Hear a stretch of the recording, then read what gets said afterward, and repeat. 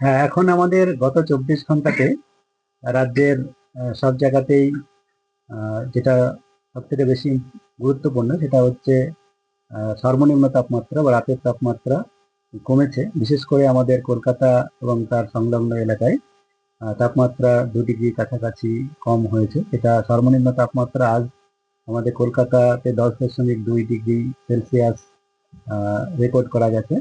আর এর আগে, যেটা আমি কলকাতার প্রথমে বলে নিই, কলকাতাতে এর আগে আপনার তাপমাত্রা 10 থেকে 11-র মধ্যে অনেক বেশিরভাগ বছরেই থাকে।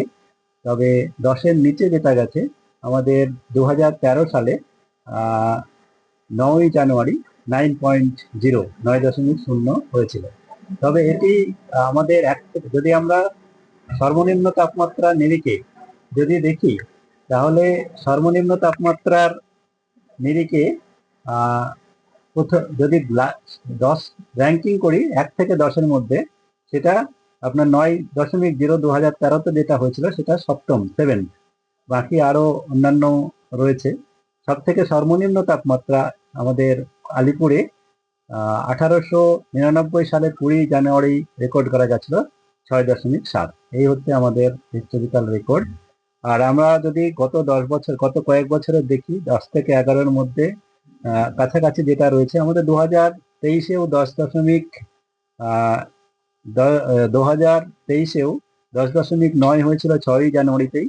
2018-তে 10.5 হয়েছিল 8ই জানুয়ারি। এরকম ভাবে 10 থেকে 11-র মধ্যে তাপমাত্রা আপনার গত 10 বছরের মধ্যে বেশ কয়েক বছরই রয়েছে।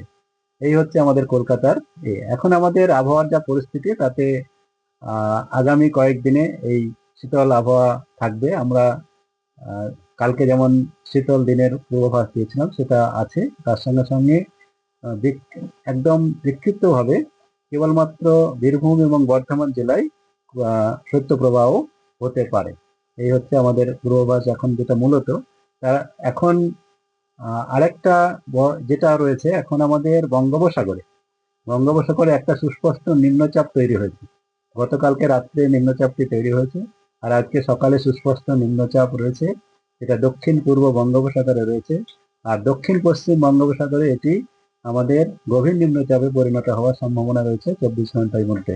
এবং আগামী 48 ঘন্টায় এটি আমাদের দক্ষিণ পূর্ব থেকে দক্ষিণ পশ্চিম বঙ্গোপসাগরে বরাবর এটা করবে। এটির আমাদের উপরে কোনো প্রভাব নেই, কিন্তু এর প্রভাবে বায়ুর নিম্নস্তরের গতিবেগ আমাদের যে পশ্চিমবঙ্গের উপরে উত্তর পশ্চিম দিক থেকে যে হাওয়াটা আসছে তার গতিবেগ কিছুটা হলেও বেড়েছে, যার জন্য এই তাপমাত্রাটা আরেকটু কমেছে।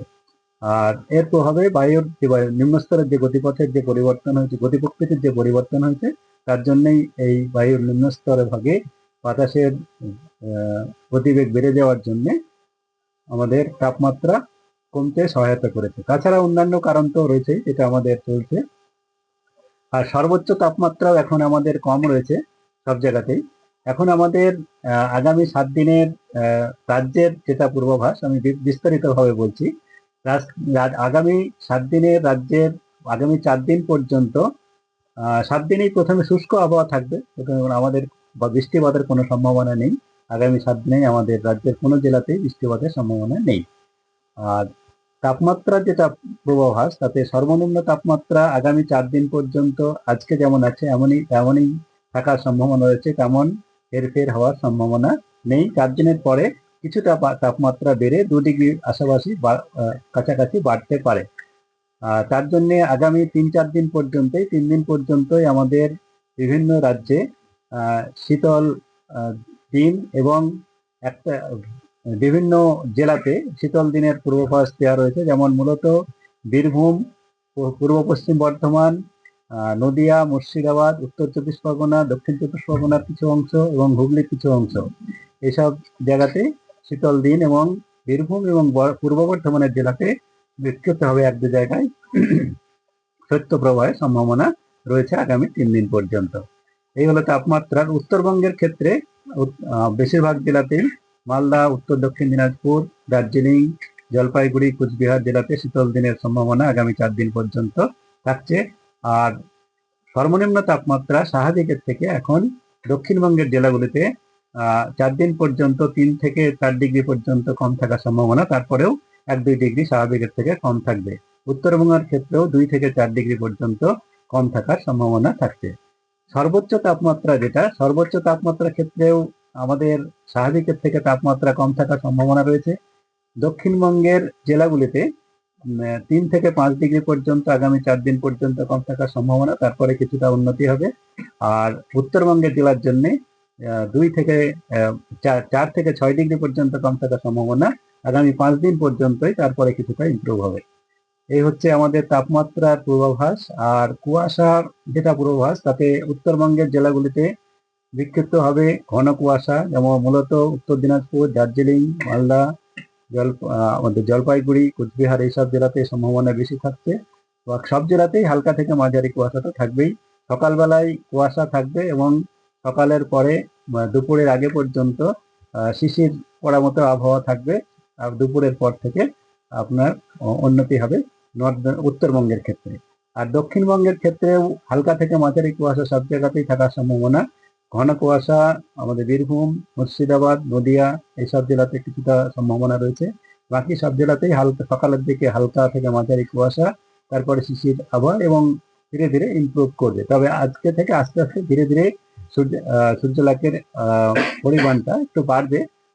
তার জন্য সর্বোচ্চ তাপমাত্রা কিছুটা বাড়ার সম্ভাবনা থাকবে মূলত পশ্চিমের জেলাগুলোতে। কিন্তু আমাদের পূর্বের জেলা, যেমন আমি বললাম নদিয়া, মুর্শিদাবাদ, উত্তর চব্বিশ পরগনা এবং সংলগ্ন বর্ধমান, বীরভূম, এই জেলাগুলোতে দিনের তাপমাত্রা এখন কয়েকদিন কম থাকার সম্ভাবনা থাকছে। কলকাতা তার পার্শ্ববর্তী অঞ্চলের জন্য যেটা বলা হয়েছে, তাতে কলকাতা পার্শ্ববর্তী অঞ্চলে আগামী 24 ঘন্টায় আগামীকালও 10-এর কাছাকাছি সর্বনিম্ন তাপমাত্রা, আর সর্বোচ্চ তাপমাত্রা আজ 18 ডিগ্রি সেলসিয়াসের কাছাকাছি থাকবে। আর সকালের দিকে রাতের দিকে শিশির, সকালের দিকে হালকা থেকে মাঝারি কুয়াশা, তারপরে সকালের পরেও দুপুরের আগে পর্যন্ত শিশির পড়ার মতো আবহাওয়া থাকবে। আর পরে প্রধানত পরিষ্কার আকাশ থাকবে। আর আগামীকাল সর্বোচ্চ তাপমাত্রা 19 বা 20, 1 ডিগ্রি বাড়তে পারে। আর সর্বনিম্ন তাপমাত্রা 10 ডিগ্রির কাছাকাছি থাকবে। আর বৃষ্টিপাতের কোনো সম্ভাবনা নেই।